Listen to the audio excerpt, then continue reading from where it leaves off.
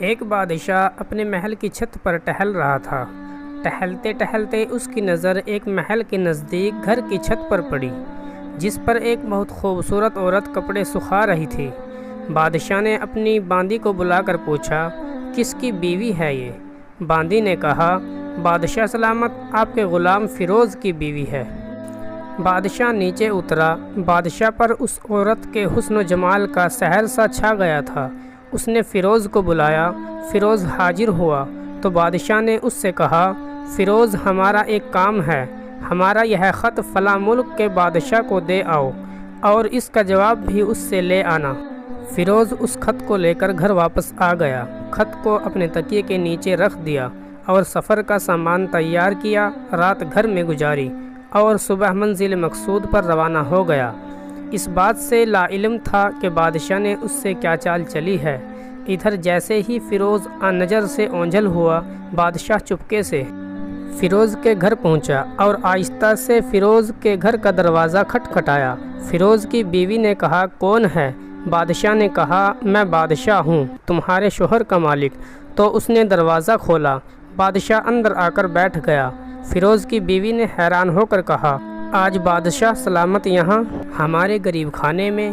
بادشاہ نے کہا، میں یہاں مہمان بن کر آیا ہوں۔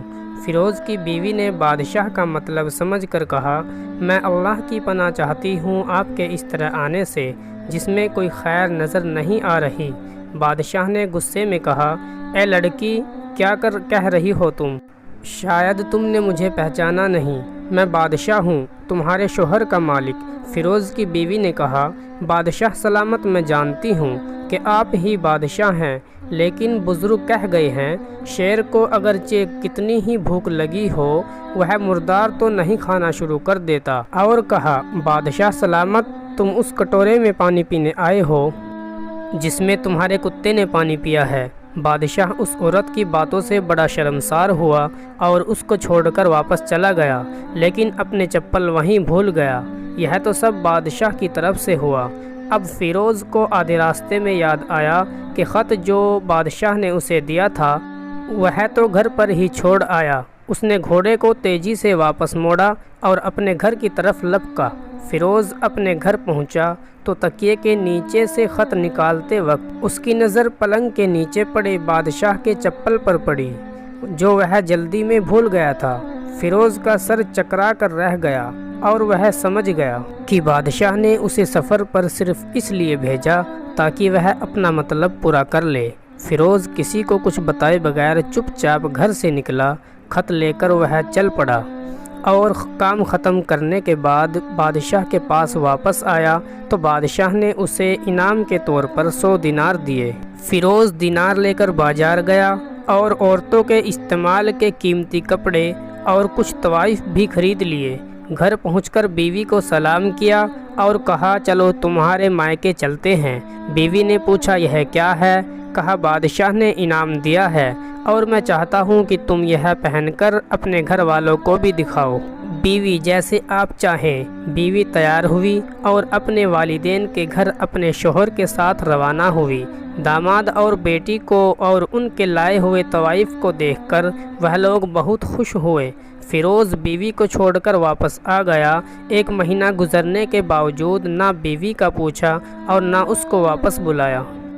پھر کچھ دن بعد اس کے سالے اس سے ملنے آئے اور فیروز سے کہا کہ آپ ہماری بہن سے غصے اور ناراضگی کی وجہ بتائیں یا پھر ہم آپ کو قاضی کے سامنے پیش کریں گے۔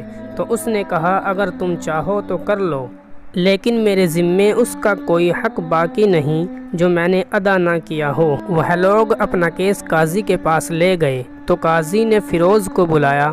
قاضی اس وقت بادشاہ کے پاس بیٹھا ہوا تھا۔ لڑکی کے بھائیوں نے کہا، اللہ بادشاہ سلامت اور قاضی صاحب کو صحیح سلامت رکھے۔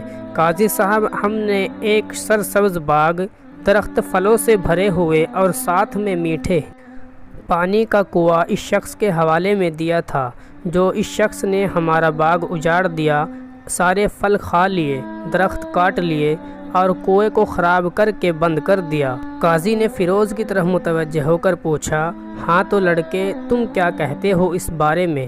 فیروز نے کہا، قاضی صاحب، جو باغ مجھے دیا تھا وہ اس سے بہتر حالت میں میں نے ان سے واپس کیا ہے۔ قاضی نے پوچھا کیا اس نے باغ تمہارے حوالے ویسی ہی حالت میں کیا ہے جیسے پہلے تھا؟ انہوں نے کہا ہاں ویسے ہی حالت میں واپس کیا ہے، لیکن ہم ان سے باغ واپس کرنے کی وجہ جاننا چاہتے ہیں۔ قاضی نے کہا ہاں فیروز، تم اس بارے میں کیا کہنا چاہتے ہو؟ فیروز نے کہا قاضی صاحب، میں نے باغ کسی بغض یا نفرت کی وجہ سے نہیں چھوڑا، بلکہ اس لیے چھوڑا کہ جب میں ایک دن باغ میں آیا تو اس میں نے شیر کے پنجوں کے نشان دیکھے، تو مجھے خوف ہوا کہ شیر مجھے کھا جائے گا، اس لیے شیر کے اکرام کی وجہ سے میں نے باغ میں جانا بند کر دیا۔ بادشاہ جو ٹیک لگائے ہوئے یہ سب کچھ سن رہا تھا، اس اٹھ کر بیٹھ گیا اور کہا فیروز اپنے باغ کی طرف امن اور مطمئن ہو جاؤ، اللہ کی قسم اس میں کوئی شک نہیں کہ شیر تمہارے باغ آیا تھا، لیکن وہ وہاں پر نہ کوئی اثر چھوڑ سکا، نہ کوئی پتا توڑ سکا اور نہ ہی پھل کھا سکا۔ وہ وہاں تھوڑی دیر رہا اور مایوس ہو کر لوٹ گیا، اور خدا کی قسم میں نے کبھی تمہارے جیسے باغ کے گرد لگے مضبوط دیواریں نہیں دیکھی۔ فیروز اپنے گھر لوٹ آیا اور اپنی بیوی کو بھی واپس لے لیا۔ نہ تو قاضی کو پتہ چلا اور نہ کسی اور کو کہ ماجرا کیا ہے۔ کیا خوب بہتر ہے اپنے اہل و عیال کے راز کو چھپانا کہ لوگوں کو پتہ نہ چلے، اپنے گھروں کے بھید کسی پر ظاہر نہ ہونے دے۔ ایسے ہی قصے سننے کے لیے ہمارے چینل کو سبسکرائب کریں۔